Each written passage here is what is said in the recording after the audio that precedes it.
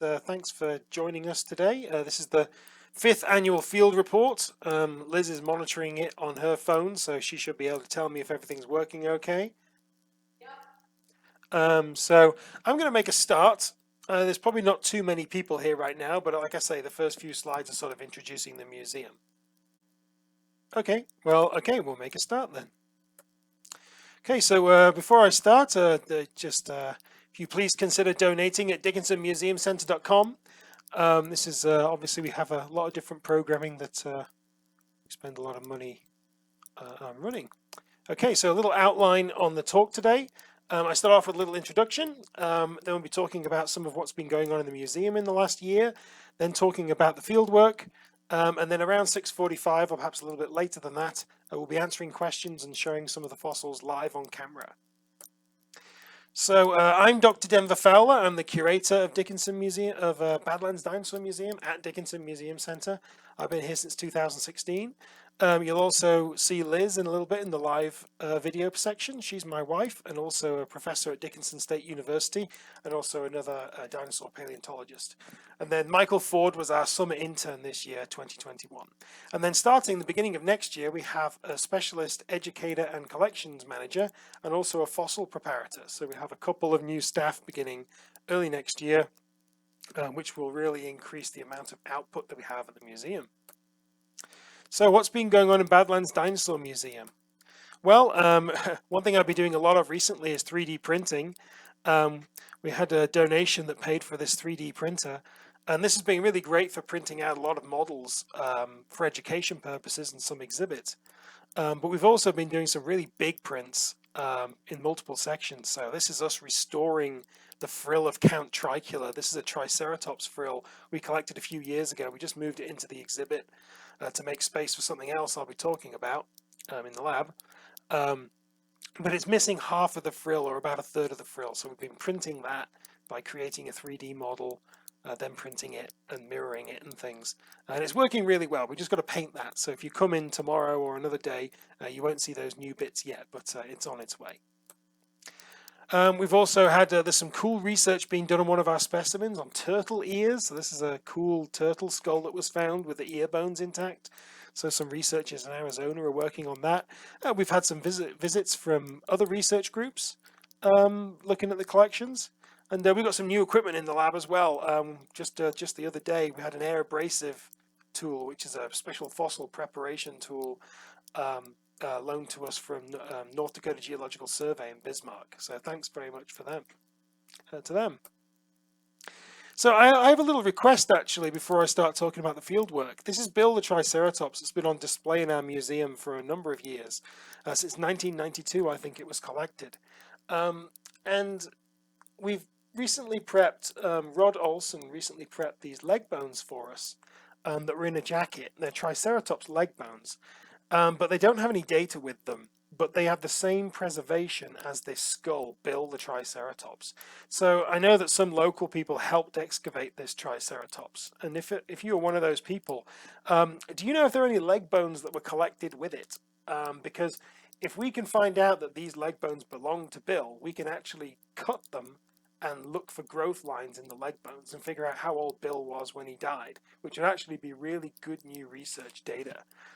So if you help dig up Bill and you know whether or not it had legs with it, please get in touch with the museum. Okay, so here's the fieldwork report. Well, we do fieldwork in a few different places. The Hell Creek Formation, very famous at the end of the Cretaceous period when the dinosaurs go extinct. And the Judith River Formation is about 10 million years older. We do work from June to early September, so this was a 3-month field work season this year. I think it's the longest I've ever done for the field, I think, a little bit. And 2 field crews for that whole time. So it makes us one of the biggest, if not the biggest, field program in the region. And we work exclusively on public lands. So the specimens that we dig up are from public lands of the Bureau of Land Management and also the Bureau of Reclamation. Okay, so this year we only worked in the Judith River Formation. So this is what North America looked like 78 million years ago to 76 million years ago when the Judith River Formation was deposited. So if you look over in the area where we're collecting in Montana, Montana is right at the edge of the land, and a large interior seaway called the Western Interior Seaway was flooding a lot of Montana. So we work all the way across the Judith River. All this purple that you can see on this geology map is the Judith River Formation. So we work all across this formation, and all the sites that I'll be showing you in the next 40 minutes or so come from various places across in the Judith River. So we do a mixture of things. We typically go out and prospect and look for new sites, and then we also follow up on previous year's sites. So most of the sites that we've been excavating from were sites that we found in previous years. So there's a bit of a mix of these different things. So the first of our big digs, this is a site called Jack's Bone Bed. Now this is back in 2020, so only a year ago. We were prospecting in the Judith, and Jack came across a number of bones sticking out of a little cliff, and it looked very promising. These are some of the bones that were sticking out. Lots of bones of different animals all the way along this little cliff edge. So we applied for a permit to excavate at this site and see what we could find.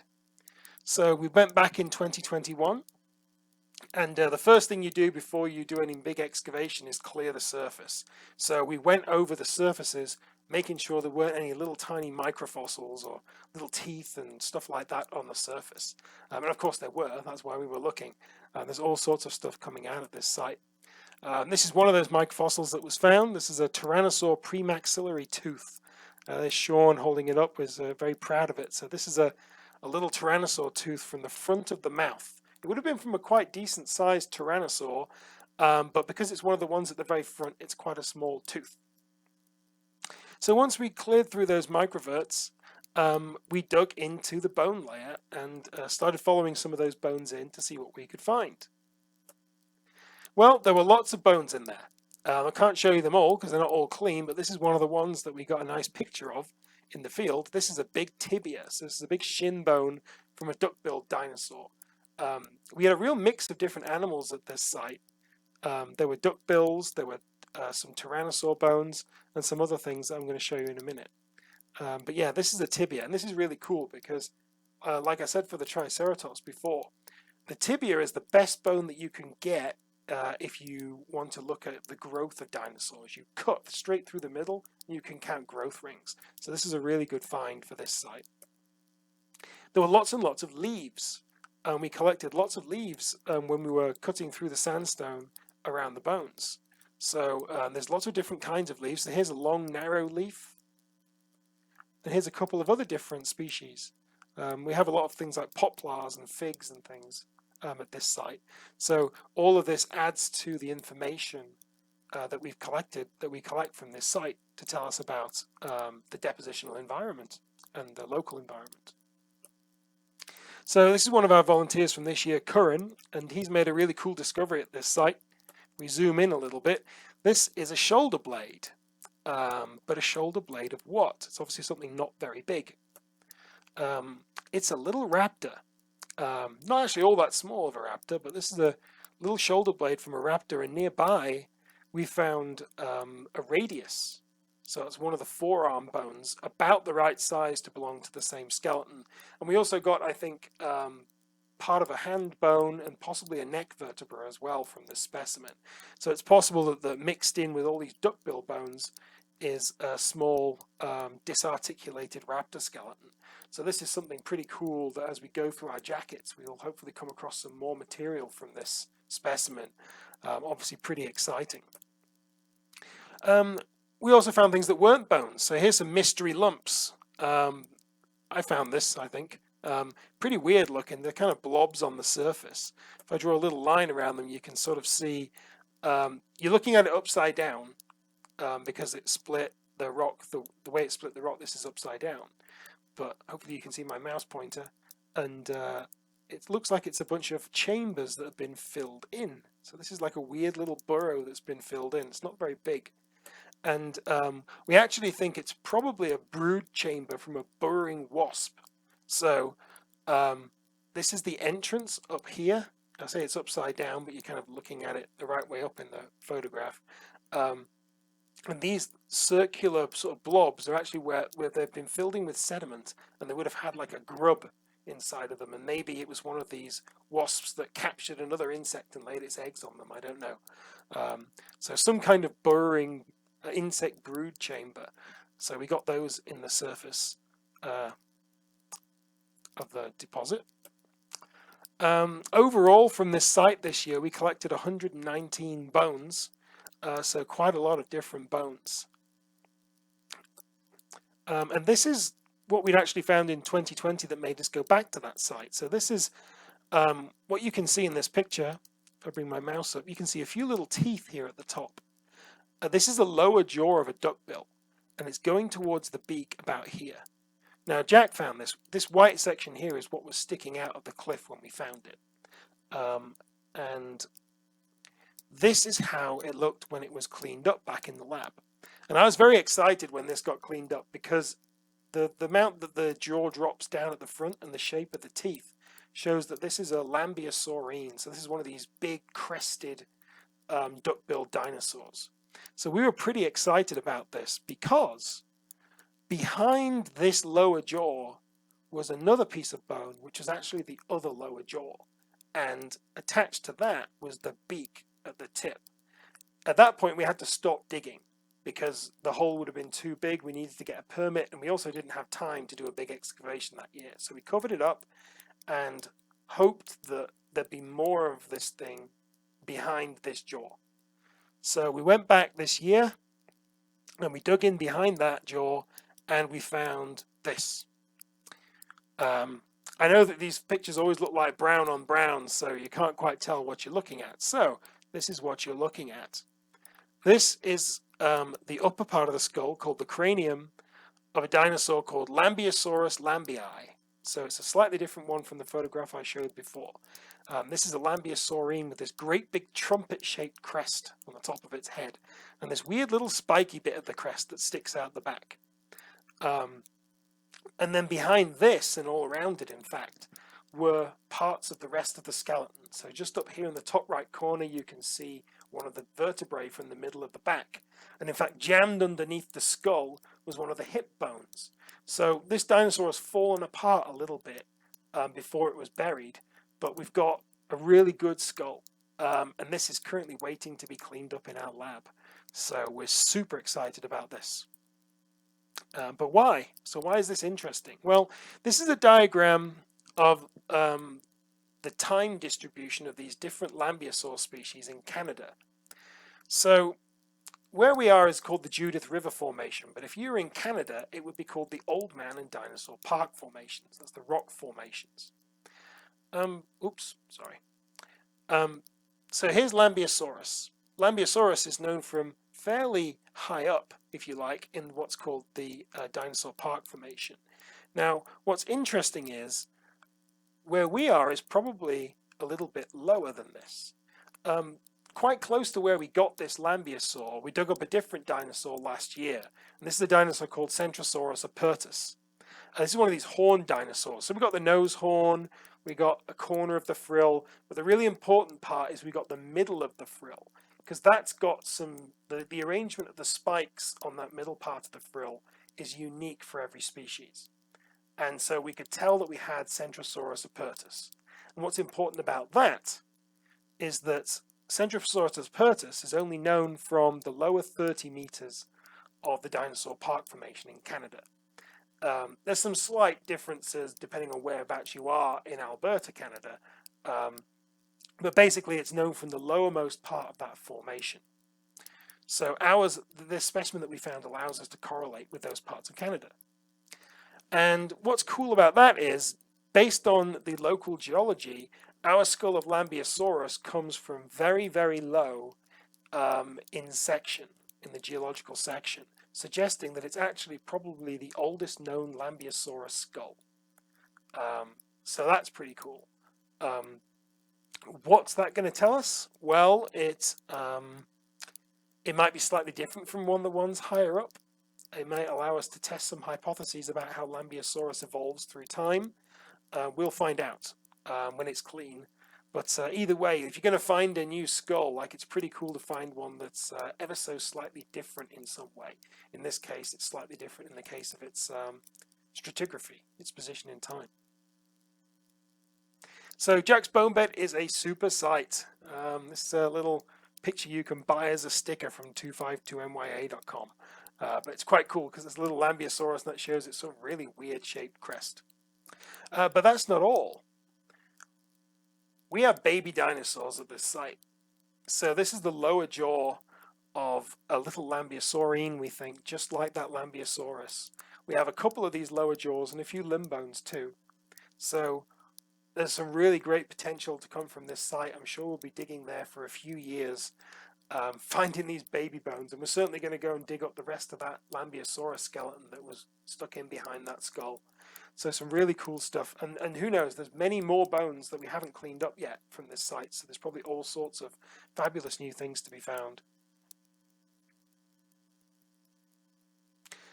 Okay, one of the other things that we look at when we're in the field is microsites. So this is sites where you find lots of small fossils, maybe not like complete skeletons or anything, but lots of individual bones from different animals. And they're really good for getting an idea of the complete fauna, all the different things that lived at the time. So these are some of the microsite remains that we've collected this year. This is from one site called Uplag, which is a very rich microsite. There's a bit of snapping turtle shell in the top left there, a bit of a turtle pelvis in the middle, a finger bone of a carnivorous dinosaur in the top right, and then lots of teeth. Obviously in the bottom right we've got tyrannosaur teeth, so these huge tyrannosaurs, carnivorous dinosaurs. In the middle there's a little raptor tooth. That's about as big as the raptors get in this formation. And in the bottom left, duckbill teeth. At this particular site we find lots and lots of duckbill teeth, especially ones from very young duckbills, very small teeth, which is quite interesting. This is quite cool. At the top there you can see backbones from salamanders. So we had lots of salamanders living in this area. And at the bottom there's a little piece of amber. We haven't had this checked to see if there's any insects in it, but it's pretty good. It's quite clear, so insects do get found in Judith River amber, and other things maybe. So that's pretty cool. That came from a microsite as well. This is my favorite thing from microsites this year. These are Ankylosaur skin granules. So Ankylosaurs are these big armored dinosaurs, and you're probably familiar with things like Edmontonia, shown here in the bottom right. These great big spikes all over their body, and some of them had big tail clubs as well. But what you might not be as what's not so well known is that within the skin they have these little tiny granules. So if you look here between the big plates, there's little tiny lumps of bone in the skin, kind of like a sort of chainmail, very flexible areas of the body. So that's what these are. They don't look like anything at all. When you find them you think, is that bone or is that just a blob? Because they look like little piles of blobs all stuck together. But yeah, these are little skin granules. The top right corner, that's actually an ankylosaur tooth. But these are all granules, all from the same site. We found all these in the same day, so that was pretty cool. But that's my favorite little microfossil. And here's our mandatory Tyrannosaur tooth slide. We find lots of Tyrannosaur teeth. So on the right hand side, this is one that Felipe found just as it was washing out of the sand. And then on the left, Mariana found this one, and we stuck this under the microscope so you could see the serrations, the fine serrations that these teeth have down the sides. They help them to cut through flesh. So it's not all fossils that we found. I showed you some leaves and a burrow before. We don't always find, not all fossils. This is something we walk past every day on a particular site. And this is a teepee ring. So you can see these rocks are arranged in a circle. So this would have been rocks that were helping to weigh down the edges of a teepee of the Native Americans that lived in this area. And something else that we do is we don't just look for the fossils, we're also trying to figure out how these rocks align with each other. So last year we were very lucky. I haven't done any digging here. I came across this site last year, this little area where it's marked as coal. This is a little bed that an animal had dug for itself. Sometimes you find this little animal digs a little hole to sit down and keep out of the wind. And I was very fortunate this animal had dug into this coal. And I thought, well, that's interesting, because I was looking for coals. And mixed in with this coal are all these little white lumps. And these little white lumps look like volcanic ash, ancient volcanic ash. Back when these rocks were deposited about 76 million years ago, there were lots of active volcanoes in the Rocky Mountains, and occasionally they would erupt and they would spew ash out, and the ash would settle into the landscape. And most of that ash would be washed away. But if you're lucky, some of it will fall into a quiet pond or a coal swamp and be preserved. And that's what we've got here, this kind of milkshakey, powdery white stuff. I say milkshakey because they're usually kind of pinkish or greenish. And why is this exciting? Well, if we can find volcanic ashes, we can send them away to a geochronology lab and have them dated. The geochronologists, they look for radioactive minerals in the volcanic ash, and then basically look how much of that mineral has changed over time and use that to very accurately tell us how old the rock is. So I've sent these samples away to Berkeley in California, and hopefully this will help us get a precise age on some of these parts of the Judith River that we're studying. Okay, back to the Big Digs. So Big Digs 2 is the Bighorn bone bed. So in 2017, I found this horn, and I was super excited because it's from a horned dinosaur, and it's from above the eyes. So it's not from one of those Centrosaurus that I showed you before. We thought it might be from something like an Ceratops. So we were super excited to dig this bed.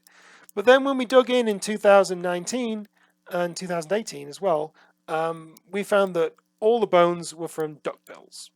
So that's why Liz looks so pleased, because she works on duckbills. And we found a few skull bones and all sorts of things at this site. And that identified this as being a Brachylophosaurus bone bed. Lots of bones from Brachylophosaurus. So in 2019 and 2020, we dug in and we found 280 bones at the site. And then we went back again this year and we took out another 63. So we've got 343 bones from this site now, many of which are still waiting to be cleaned up. Here's some leg bones from that site. We've got at least 4 individuals preserved in this bone bed, mostly sort of medium to large individuals, some really big ones as well. Here's Marcello and Steve carrying a big tibia of a very large adult found this year. And in the top right corner, you can see some leg bones of some large and medium-sized individuals. And of course, those leg bones are really, really good for studying growth. So we can take the tibiae, we've got 2 tibiae in this diagram, both the same size, cut them and count the growth rings and see how old these individuals were when they died. One cool thing that we got this year, we got a really big tibia from a very big individual, which isn't cleaned up yet, but we're very hopeful that that will, it should be a little bit older than these medium-sized ones. So it'll tell us a little bit about the population structure of that group of animals when they died. Here's a jacket that was cleaned up fairly recently. This shows a hip bone of one of these duckbills, and next to it is a shed tooth from a Tyrannosaur. One thing that's cool about this site is we get lots and lots of Tyrannosaur teeth.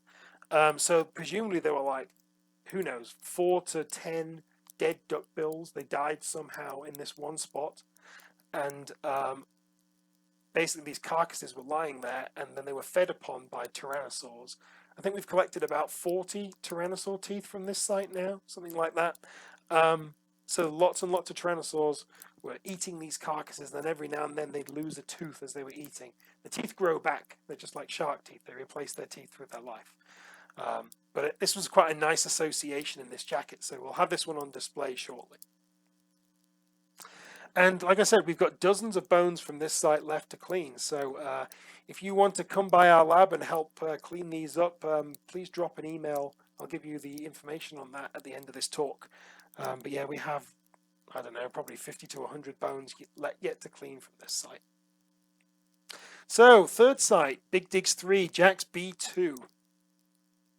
So back in 2017, me and Jack were prospecting, and Jack came across this Premaxillary sticking out of a cliff. And this is pretty cool because it belongs to a Tyrannosaur.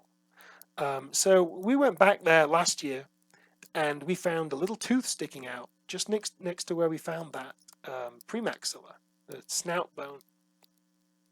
So we dug in, and it turned out to be the other premaxilla. So we had both bones from the tip of the snout. And as we dug around, we found more parts of the skull. So this is part of the lacrimal, the bit in front of the eye. And all these other parts of the skull, these are from the back of the skull. And we found some really nice jaw bones, including this rather splendid looking dentary, lower jaw. So this is what we got in 2020. And we still had a bit more digging to do at the site. So we went back this year and dug an even bigger hole than last year. And so far, we've not pulled any new bones out of this site. However, we have been cleaning up some of those bones that we collected in last year. So this is what the upper jaw looks like. So this is the maxilla. So this is a rather splendid looking bone. You can see all these little tiny holes where nerves and blood vessels would have passed through. It's really exquisitely preserved, this jawbone. If you look really close, you can see this is the texture of the surface of the bone. It's absolutely fabulously preserved. These are little blood vessel grooves, like I say, and nerves and things like that. So this is going to look really cool when we reconstruct the skull, which is something we're going to do. So here's the parts of the back of the skull all cleaned up.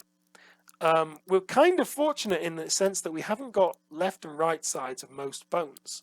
We've got both of the premaxillary, but we've only got one of a lot of the bones from the back of the skull. So we're going to use a 3D scanner and our 3D printer to scan and print duplicates of these bones so we can complete the skull for display. And these are exquisitely preserved. What you're looking at here in this close-up, this is the little horn above the eye of these tyrannosaurs. So it's got this strange grainy texture where the horn, it probably had like a little tiny horn above the eye. So this is pretty cool. And we're working on describing these specimens right now, but beautifully preserved. And there's probably a little bit more to come from this site. So a specimen for 2022, this one's called Rod's Duck, which is pretty special. Towards the end of the season, Rod and Brent were out prospecting with us, and Rod showed me some bits of bone that he'd found, and I think we may have seen them in a previous year, but we didn't think too much of them because tail bones of duckbills are quite common. But a little bit more weathering had happened to this site, and we could see that these were actually articulated tail bones. So I dug in a little bit and saw this. And this is actually really nice. The preservation is very nice. It's the end of it. It's an articulated tail of a duckbill. You're looking at this part here. So you can tell that because we look at the bones, and these little processes on the sides of the vertebrae are quite small, and these bits that hang down are called chevrons. And you can't really see very well in this photograph, but the chevrons are actually getting shorter in this direction. So I can tell we're looking at the left side of the tail, and we're near the base of the tail. Now you can't tell in this photograph, but this is actually a really small duckbill, about this size compared to a human, which is pretty exciting. Because usually, when you find these things, they're either disarticulated, or sometimes if you're really unlucky, they're coming out head first and the head has long ago blown up and rolled down the cliff and been destroyed. But in this case, this one is coming out tail first. So we're missing the end of the tail, that's gone, but it goes into the cliff, and it goes into more of these concretions, so it's going to be a lot of work. But we're really hopeful for this being a cute little duckbill that we're going to collect in 2022. So watch this space. Hopefully this time next year I'll be talking to you about little Rod, this little duckbill. Okay, I think one of the last things is the lift. So Denver's Tyrannosaur. If you've been following us for a while, you'll know in 2017 we found Denver's Tyranno. So this was some feet of a Tyrannosaur sticking out of a cliff. And I've talked about this in field presentations from the last couple of years, I think.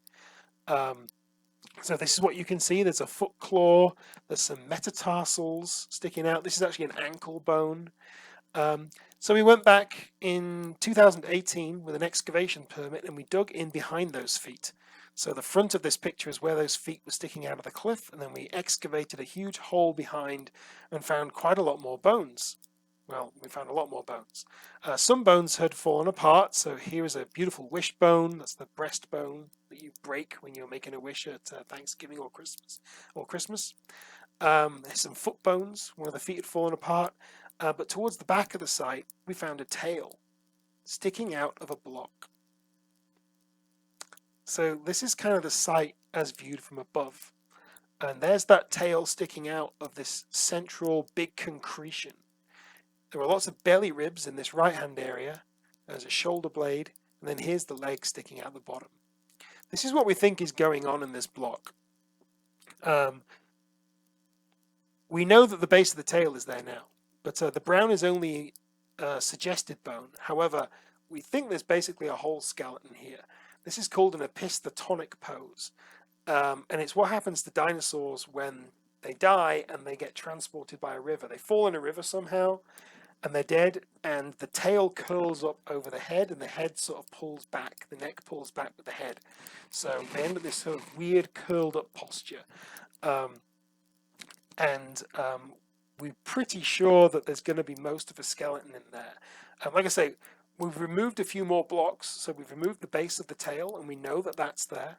And we also see neck ribs sticking out in the area where we think the neck is pulled back. So there's quite a lot of this skeleton in that block. So it's very heavy though. So we knew that we weren't going to be able to break up that block into smaller pieces because we didn't want to, because it was a complete skeleton. So in order to get it out, we had to lighten the block. So in 2019, we went in with a circular saw and cut off like about 6 to 10 inches, I think, off the top of the block, reducing the weight.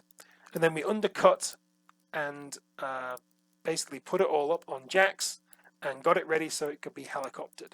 Now, Liz did some calculations. We measured the density of some of these blocks, pieces that we cut off, and measured the overall size of this major block. And we estimated this was going to weigh between 9,000 and 13,000 pounds. And if you weigh 9,000 to 13,000 pounds, you need a heavy lifting helicopter. You can't even use a regular helicopter.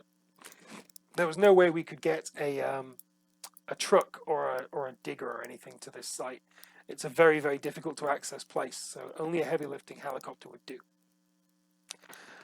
So in last year, we got the site ready for a heavy lifting helicopter, and we built a frame. This was built by Tyler Schock, our board president.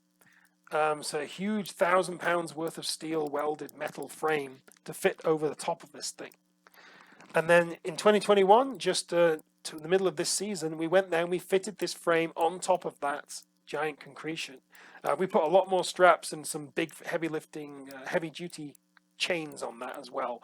But we got it ready to lift, and we were hoping basically that the heavy lifting helicopter would be free to do a lift at some point. It's usually fighting fires, so we just had to be ready to go whenever it was available once fire season was done. And we were very lucky. In October, the helicopter was available, so Billings Flying Service flew their Chinook helicopter up to Montana, and northern Montana, and we airlifted that Tyrannosaur concretion out of the Badlands. And we were able to do this because of some generous grants from TC Energy, ConocoPhillips, and the Bureau of Land Management. So that was a really special day for us. I have never seen a helicopter that big before. You think it's like two normal-sized helicopters stuck together, but it really isn't. It's like a giant house with two huge rotor blades on top. It was really quite incredible and incredibly loud as well. And a nerve-wracking experience. I mean, we overbuilt the frame, we overdid everything with this specimen, but until it sat there on the back of the trailer, you don't know for sure that everything's going to be okay.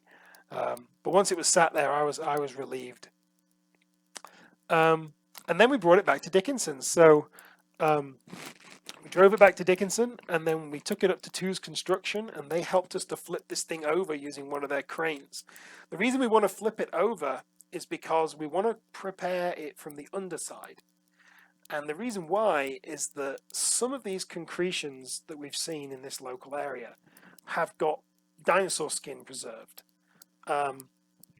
So, but usually skin is preserved on the underside of a carcass. And that might sound a bit weird, but if you think about it, if you ever come across like a dead deer in a field or any other dead animal, very often the top of it is all kind of worn away or eaten away. But if you kick it over, you find sort of dried, crusty skin on the underside. And it's kind of the same with dinosaurs, we think. So you're more likely to find fossilized skin on the underside of the skeleton than the top side. So yeah, we flipped it over, and Tooz then brought it to the museum, and we rolled it into the lab just a couple of weeks ago. And here it is, sat safely in the lab. It looks huge in the lab. It's a giant slab of rock, and we're going to be cleaning it up over the next couple of years or so. Like I say, we have a preparator starting in January who's going to be working on this pretty much every day. We're going to suspend a camera above it so that you can see the work happening from above as well. An interesting thing that happened when we flipped this is that we saw these strange blobby sort of marks on the underside of the concretion. And these are actually clusters of the impressions of clams. So this is preserved in a channel sandstone. So these clams must have been living at the bottom of this channel, this river channel, before this dinosaur skeleton was washed in. So we have the impressions of these clams on the underside of this block. So in a few weeks' time, Joe Hartman's going to come over from Grand Forks. He's a professor there. I mean, he's a specialist on fossil clams and snails, and he's going to take a look at these because they're all across the bottom of this concretion. What's really cool is we're hoping that they're going to tell us stuff like the flow speed of the water, maybe how deep the water was, maybe even temperature, those sorts of things. They can tell us a lot more about the environment that these dinosaurs lived in. So that was a nice little surprise on the underside of this block. And here's just a reminder of some of those bones that have been cleaned up. So these are the bones we already collected from Denver's Tyrannosaur. The shoulder blade and the wishbone, that part of the tail, and then a lot of the belly ribs and some of the foot bones as well. So really beautiful preservation. And we hope that, the rest of it is all curled up inside that block. I usually like to end by talking about some of the wildlife that we come across when we're in the field. So here is a little nest that we came across when we were hiking across the Badlands. I don't know what kind of bird this is, but obviously some kind of ground nesting bird, maybe a nighthawk. And we usually don't see many rattlesnakes in one of our field areas, but this year we had this rattlesnake. I can't remember what her name was. But she got a name, and she was in one of the quarries, so you can see if on the left-hand side, she's snuggled under one of the buckets. Now, what happens is you've got all your tools in your buckets, and you put your buckets down and cover them up with a tarp for the night, and then the mice decide that that's a really good place to go. So we used to get mice under the tarps, and when you get mice, you get rattlesnakes. So almost every day, this rattlesnake was found underneath the tarp, and we'd all stamp our feet and bash some things against the ground. And she would slither off up the cliff to go to a hole that she had in the cliff.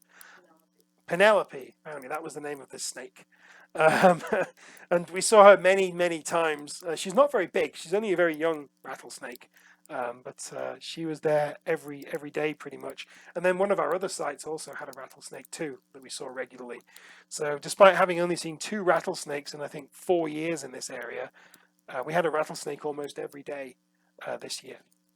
So always nice to see. We don't hurt them or anything. We just like to usher them away from the site. So that's the end of the slides for the field work. We'll start our live section in a few minutes. If you want to become a member of the Badlands Dinosaur Museum, then you get a 10% discount in the shop and then other benefits as well. We do take volunteers at the museum, both in the lab and in the field as well. So if you're interested in volunteering, send me an email. Especially when we get the new staff starting, we'll have lots of time to supervise and help people out in the lab. So we've got space for sort of 3 or 4 people in the lab. It'd be great to get some of those new dinosaur bones cleaned up. You can volunteer in the lab. And then field volunteers, we usually start getting people volunteering, sending in applications around about January. So we'll be out probably June to beginning of September again this coming year. And again, please consider donating at dickinsonmuseumcentre.com. Just a little reminder for any local people who might be watching, tomorrow, which is Friday, December 3rd, is the Christmas open house at the museum. So the museum is free entry all day. And part of that, we're going to sit in the lab and have a bunch of these new fossils to show you. So if you come in tomorrow, we'll show you some of these new things. And there's also some Christmas decorations and other things that have been put up around the museum, especially for this event. So it just leaves me to say thank you to all of our donors and people who've really helped us out in the paleo program this year, and especially to the field crews. We've had like 20-something people work on the field crews this year. Like I say, it's one of the biggest operations in the region, and 2 full field crews running for 3 months is a lot of people. So thank you very much to all of them, and thank you very much to the Bureau of Reclamation and Land Management, the Bureau of Land Management, for the field permits that allow us to do this field work. And so now we're going to switch over to our live camera in just a couple of seconds and show you some fossils and some other things. Okay, so do we have some questions or stuff to show people? Okay, well, what do we show people? Maybe I should pull that jaw across.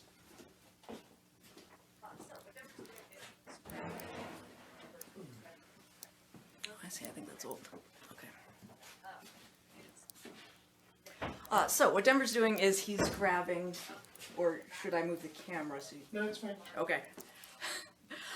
He is getting the jaw of the Tyrannosaur, the upper jaws. This is the maxilla of the large Tyrannosaur, the B2 Tyrannosaur, that has been cleaned up so we can see now the opposite side from what was visible in the field. So.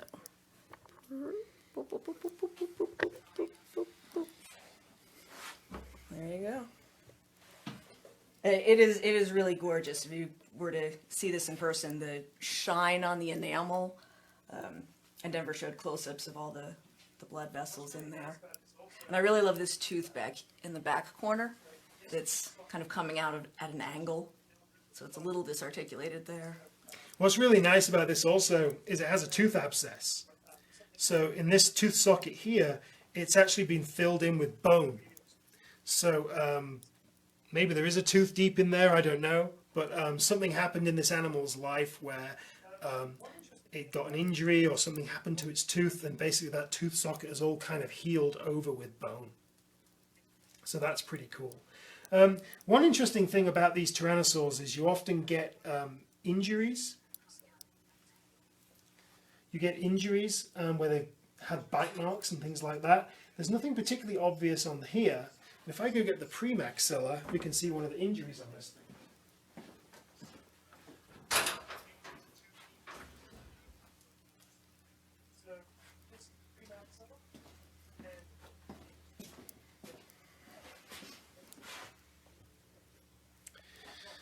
So this is the premaxilla, and just up here on the top of the process that fits into the nose, there's a little notch, and that's probably evidence of a bite from another tyrannosaur, where it's basically injured this individual, although it didn't die, obviously, it just healed over. So there's evidence of this tyrannosaur that these things were fighting. In fact, this actually fits on. Maybe I can just angle this down a little. This is where it fits onto the onto the maxilla. Yeah, someone asked about the back. So I think Liz is commenting on some of your things you've got to say. Yeah, someone asked about the tooth at the back that's tilted. What did they ask? This one back here, that's probably not related to the tooth decay or anything. This is probably just taphonomic. So after the animal was dead and the carcass was rotting, the tissue that holds your teeth in your sockets starts to decay, and so the teeth can fall out a lot. So that's probably the only reason this one's tilted here, is just after it was dying and rotting and smelled horrible.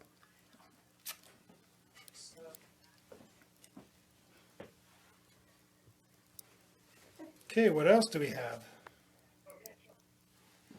Put this back. Yes. Do you want to show the vertebra underneath? Which vertebra? Oh yeah, sure. All right. So next up. See, he rolled away the cart before showing all the other stuff that's on it. Ooh, and we're back. So this is one of the vertebrae from that same specimen. If you want to talk more, you've done more vertebrae We research. can just take this off and move it around. Yeah, I can hold it by hand, but Yeah, I just have to do this. Here we go. So this is a vertebra from that same specimen, B2. And this is a neck vertebra. So do you want to pick it up, Liz?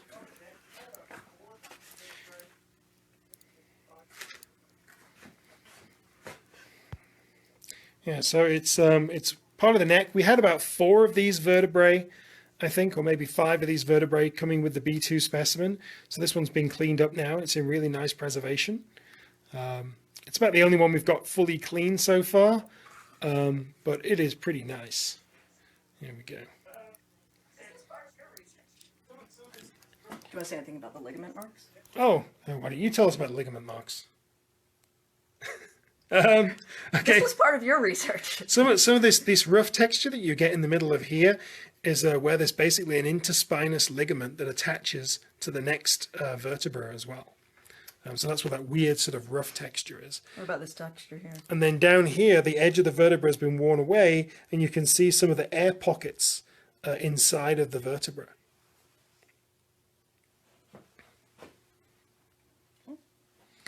Okay. I'm going to put this the right way around. Well, I'll just hold it.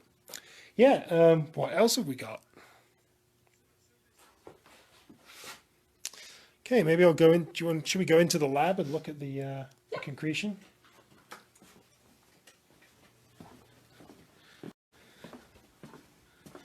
So here we are in the lab.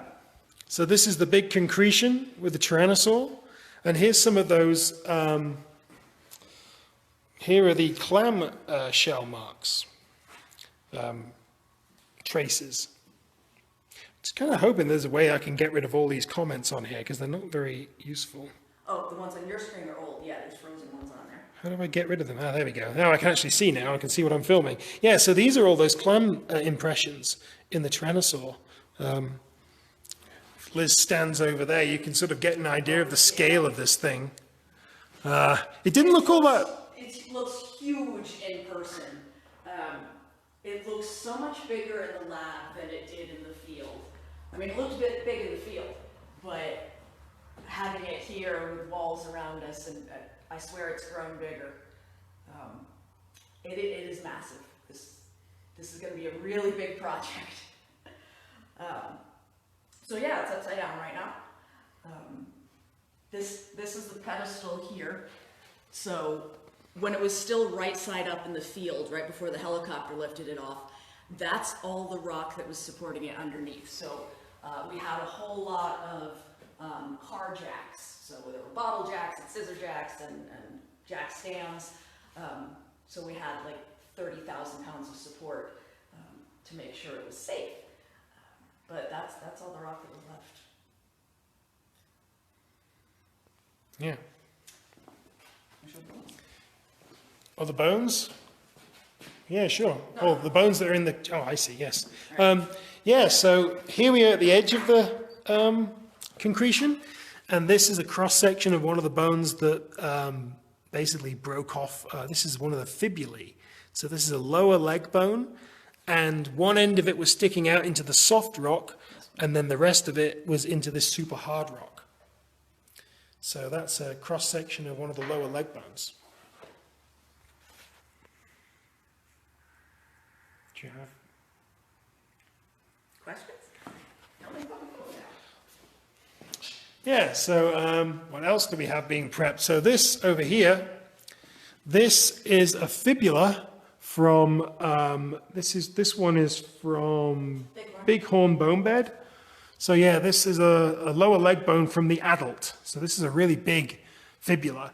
We have the tibia to go with this, and then near it was the femur as well. So we think that this is basically a complete leg, or at least the major bones of the leg from a really big duckbill. So someone was asking what size the entire animal would have been. This is not the biggest fibula I've ever seen for this type of dinosaur. So the animal could have been bigger than this. This was somewhat close to full grown, probably. We'll know more when we cut the bones open and do the histology. As far as length in meters, I don't know. I'd have to do calculations for that. It's not the kind of thing I know off the top of my head. But fairly large. Okay. Let's go back in the small collections room. Here's some more fun from our 3D printer. These are all educational models that we'll be using in the future. People want to know how long it's going to take to clean the big rock and get the skeleton out. I think it's going to take 2 years, maybe longer, to clean that big rock. It does depend on how fast our new preparator is and how good they are with the air chisels we're buying. Yeah. I can attest that the rock is very hard, and with a Chicago pneumatic at least, it's slow going. But we've got some shiny new tools coming in soon, so hopefully that will speed things up. Okay, I'm going to switch this back around. Here, look. Here we go. So this is the post-orbital of B2. So here's that post-orbital boss, this huge sort of horn above the eye.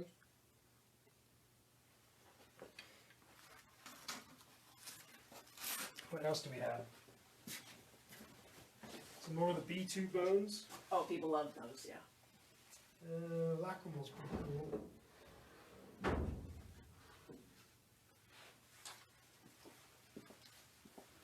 Thank you to our summer intern, Michael, for making these very nice little cradles. Yeah, Michael made all these cute little cradles. This one here is a lacrimal. So this is the horn that sits... I can actually put these together. Your hand? No, it's one in each end. These go like this. So this is basically the top of the skull. So the eye would be here, where my finger is wiggling, and then this is the little horn in front of the eye. So I can move that in a little bit. And again, the lacrimal horn is very textured, you can see. Really nicely preserved. This lacrimal was all kind of nasty. It was very weathered on one side. This is all you could see. And then when we flipped it over, we found out it was a lacrimal. We didn't know what it was when we could only see this weathered side. We just went around the bone and then flipped it. And we got lucky because the lacrimal is one of the best bones you can find for identifying the species of Tyrannosaur that you have. Well, that's quite cute, a little jaw there. Yes, by special request. Well, Michael requested a view of one of the baby bones. Not quite baby, but hatchling, nestling size, little Lambiosaurs. So it's not finished with prep yet. It's not completely together, but base.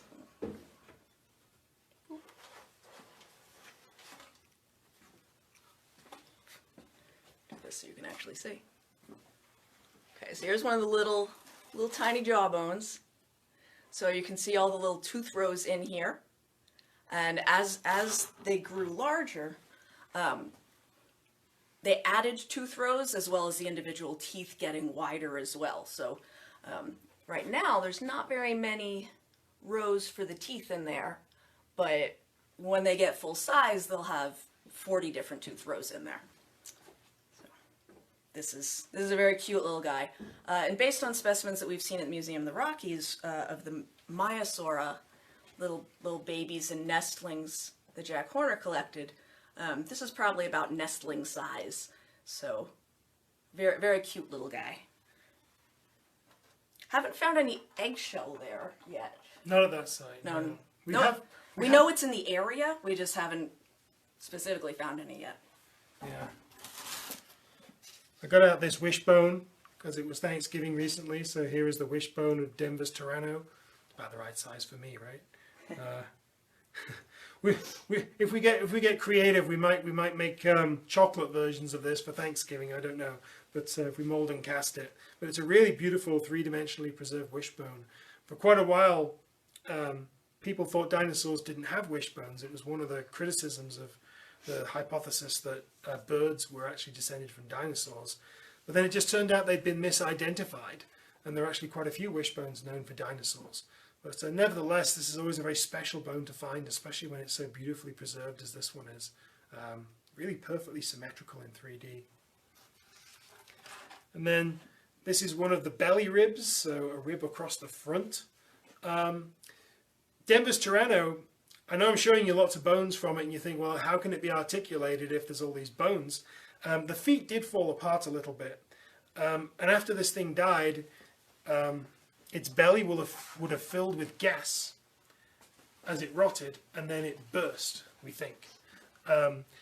And that scattered these belly ribs about 1 meter or so from the rest of the skeleton, and actually blew off one of the arms as well, which is why the shoulder blade is there. So I've got this little scientific model to show you that. So here's a dead Tyrannosaur, and then as it dies it fills with gas, and then it pops and its belly bursts. So all the little ribs that would have been in this area would have been scattered.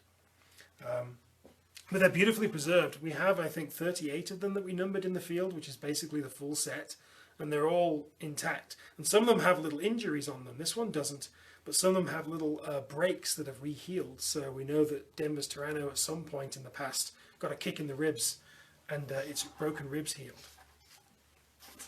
Put these back.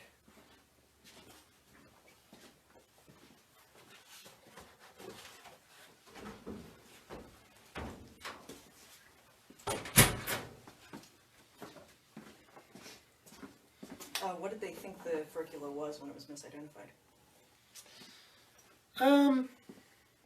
Usually the furcula was misidentified, and it was just assigned to like one of the ribs, I think. Yeah. I don't think it was. Yeah, it was just called like one of the belly ribs, the gastralia they're called. It didn't seem to occur to people that it might be a furcula. A wishbone. Let's see. So Cass was asking, what do we think about the geology at the Lambiosaur bone bed site? Because there's kind of 2 zones that we were collecting this summer, and so around one side of the hill was where the first big adult skull was found, and then the other side of the hill, where we were doing a lot of digging, had all sorts of things. It had Lambiosaur bones of all sizes, and that's where the raptor bones were, and a lot of leaves and clams. So we know that the site was a river channel, and one side of the bone bed we actually have the edge of the river channel cutting down into the layer below it. So everything that was deposited in this river channel came in at different points in time. So the time when the skull and skeleton of the big Lambiosaur got deposited was not necessarily the same time that the little raptor bones were being deposited. So that's one of the things we're working on is looking at the geologic structures of that river channel to try and figure out the timeline and the environment. All right, well, I'm not moving the camera this time. I'll move the camera. Okay, I've got something else here. So let me switch that camera around. So here is that. This is the tibia and fibula of Triceratops. So tibia is the big one here, and fibula is the skinny one. And they're very stout. So compared to a hadrosaur, like a hadrosaur, the legs are longer and more slender. So if it was a hadrosaur with a tibia this wide, the tibia would be, a foot longer. It would be a lot longer, but ceratopsians had more stubby, stout little legs. Yeah, they have short, fat little legs. And this is really, we've got a femur as well to go with this. So it looks like basically the major bones from a Triceratops leg, but it wasn't recorded which site they came from on the jackets. And this was before our time here. Yeah, this was before we collected. This one was from 1992, so I only came here in 2016. But you can see the surface of the bone is quite cracked, and it's been very, very well prepared by Rod Olson. It's a very, very difficult site to prepare. Liz is picking up. This is really heavy, hard mudstone concretion. And I've collected a few specimens in this kind of stuff, and it's nasty. It was this thick with this rock. We call it ironstone because it's so firmly cemented with iron. It's very heavy for the size. There's a lot of iron in this rock, and it is hard. It is so hard to get it off safely. So he did a really nice job cleaning this up. It looks, trust me, 1,000,001 times better than it originally did. But again, we don't know if it came with the skull of Bill. But Bill has this same nasty mudstone concretion around it, or did have before it was cleaned up. And so what's making me think that this belongs to Bill is that we don't have much other Triceratops material here. We have a few odds and ends, but none of it is in this nasty concretion. So only really Bill and this leg are in this concretion. And I've talked quite a bit about figuring out how old dinosaurs were when they died. And it's something that's really useful for us to be able to do. Here, I'll switch the camera around again.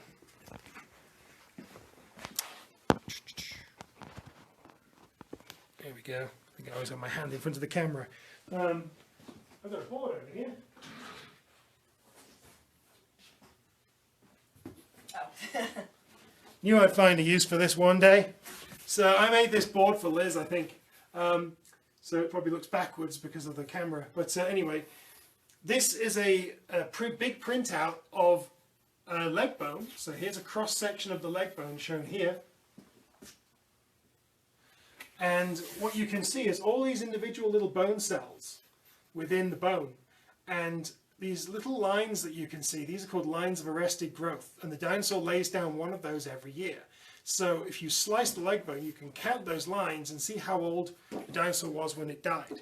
Now this particular slide is from a duckbill that Liz worked on for her PhD called Brachylophosaurus. But what's interesting about Triceratops is there haven't actually been very many specimens that have ever been cut to figure out how old they were when they died. And that's because to find a skull along with leg bones is not as common as you'd think. And you really need a skull to be able to figure out what species you've got or some of the really cool changes that we see through growth. So you kind of have to start with a skull and then hope there's a good few leg bones with it. So what's cool is that Bill, our Triceratops out there, he has really nice horns. It's basically a complete skull, and he's what we'd call a subadult. He's only about 2/3 grown. But we don't really know how old a 2/3 grown Triceratops was. We're just starting to get together these kinds of ontogenetic series of dinosaurs and saying, 5 years old they were half grown, 10 years old they were full grown, that kind of thing. It varies species by species, but we haven't yet got numbers for different growth stages of Triceratops. So if we can get this specimen and cut it and figure out how old it was, we can provide that sort of information. So it'd be really useful to know if these leg bones belong to that skeleton, that skull. What you looking for? You can pull that. I don't know anything. I'll check the questions again.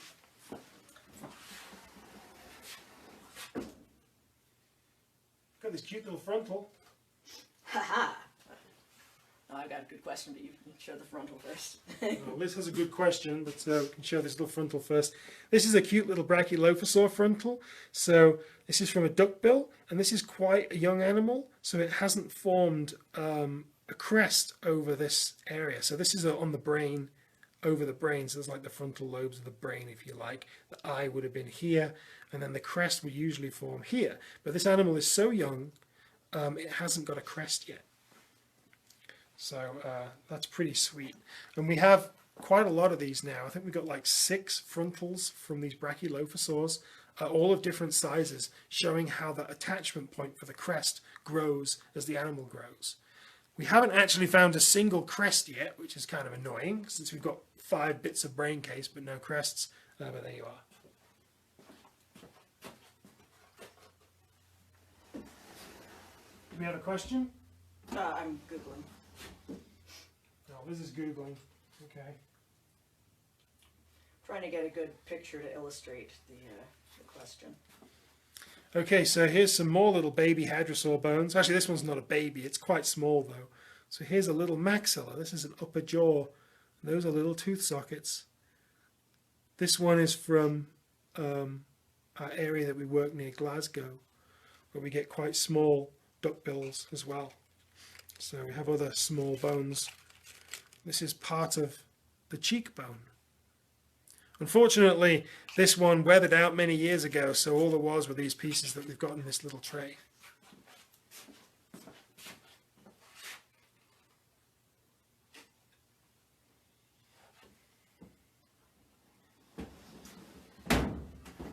What else do we have? So one of the questions that I was getting excited about, because I talk about it in my human anatomy class, someone asked if dinosaurs have patellae, kneecaps.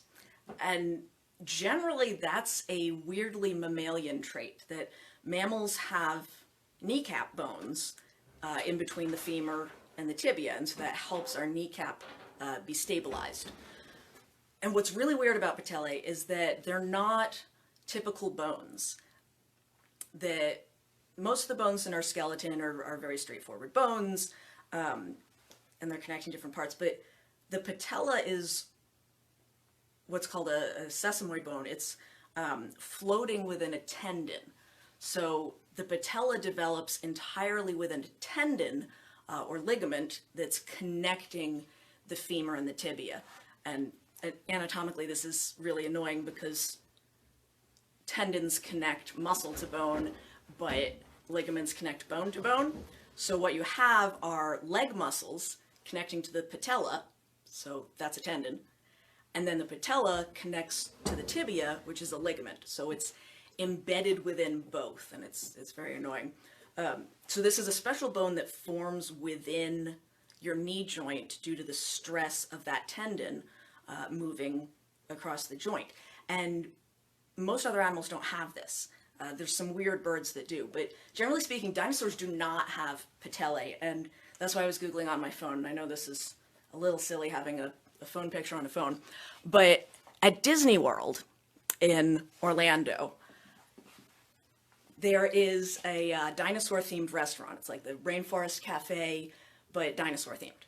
And outside they have what they claim to be a T-Rex skeleton and some big sauropod skeleton. And both of them, between the femur and the tibia, they've added a giant patella bone in the middle of the skeleton. And so you've got the femur bone, you've got the tibia bone, and then they filled in this area with a huge patella that does not exist. And even if it was a mammal, the patella wouldn't do that. I know I'm getting on an anatomical tangent, but it annoys me because in us, you have your femur and you have your tibia, and the patella floats in the middle of the joint. It does not separate the two bones. And what the artists at Disney World did was invent a bone and stick it completely between the femur and the tibia so the whole knee joint doesn't work. And they did this on both of the skeletons that they invented. So that's my anatomical rant that I tell to my human anatomy students. It's one of my special chances to talk about dinosaurs in an otherwise human class. That's not a dinosaur either. Am I safe to rotate this? Or you? Make sure it doesn't fall off. It's pretty tight in there. Mm-hmm. Okay, but now it's looking at the sky, so. Yeah, well, just turn it back around again. Okay. So he's bringing over one of our non-dinosaur specimens. The Dickinson area sadly does not have dinosaur bones. The age of the rocks is not right. But what we do have are mammals. Let me switch this around a little bit. So this is a rhino skull of a rhino called Subhyrachodon. Here we go. And it's a quite common rhino for the rocks of its age, but this is, I call this our local fossil, Subhyrachodon, because this is from deposits about 15 miles south of town. There's an area called Little Badlands, and there's lots of rhinos being collected from a bone bed there. We have 9 skulls of these in collections now, and this is one that was actually donated to us by the Johnson family a couple of years ago now. and Rod Olson had cleaned it up for us. So he repaired it and cleaned off a lot of the old preservatives that had been used and built this little base for it as well. So this is a nice rhino skull in our collections, and we're working on getting these on exhibit. Because like I say, we've got 9 skulls. We currently have a skull and skeleton on exhibit. But what's cool is that this is from a bone bed. This is a group of rhinos that all died. Perhaps they died together. I'd have to do some more research on that. But it's always really cool when you get more than one individual preserved in the same bed. We actually have a skull of a young Subhyrachodon preserved with these, which is really cool. Any other questions? Not at the moment, no. Do we still have people watching? Almost 7:30. There's 31 people watching. Well, maybe we should think about wrapping it up soon. Probably. Yeah, I'll move my hand out of the way. There we go. Any special requests before we sign off? Yes, are there any requests for anything else to be seen from the collections? Otherwise, any local people, you can come along here tomorrow, and we'll have a whole bunch of these fossils out in the lab showing people, and we'll be cleaning things up in the lab as well. There'll be a few of us here tomorrow. Right. Working It's in the lab. open house Christmas party for the whole museum, right? Yep, it's Christmas at the museum, so it's open house. It's free entry all day, and you can come in and see what we're working on, and also see some of the other things that are on exhibit, of course, the history side, and there's lots of nice Christmas decorations and things like that have been put up. Okay. Otherwise, I think we might call it a night there. It's been quite a while, and thanks everybody for tuning in. Sorry for some of the technical issues. I think it all worked out okay in the end. And any questions or anything, post them to our Facebook page. This video will be archived on Facebook and on YouTube, and it should also be streaming on Channel 19 as well for a while. Until next time, we'll see you until next time. Thanks for tuning in. Yeah. Bye-bye. Bye.